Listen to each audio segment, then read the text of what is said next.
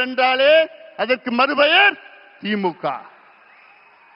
அடுக்கிக் கொண்டே போகலாம். மணல் கொள்ளையால் நடந்த ஊழல் எவ்வளோ?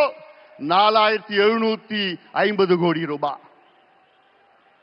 நகராட்சி துறையிலே பொறியாளர்கள் நியமனம் ஊழல் 888 கோடி ரூபாய். அதே துறையிலே ஒப்பந்த ஊழல் எவ்வளோ?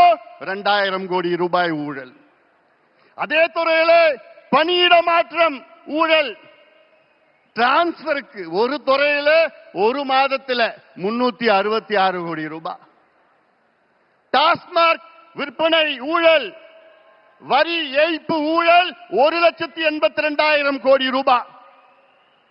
டாஸ்மாக் மது பாட்டில், அந்த மது பாட்டில் 10 ரூபாய் பாட்டில் யாரு? செந்தில் பாலாஜி தான். அதுல எவ்வளவு ஊழல்? 5000 கோடி. கனிம வள ஊழல் எவ்வளவு? 2500 கோடி.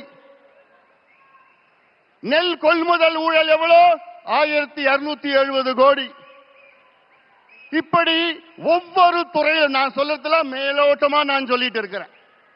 உள்ள கீரனா போதும் 6 லட்சம் கோடி ரூபாய் இந்த 5 ஆண்டு காலத்தில் ஊழல் செய்த திமுக ஆட்சியை துரத்தி அடியுங்கள் தமிழக மக்களே. இவர்கள் வேண்டாம், நமக்கு வேண்டாம்.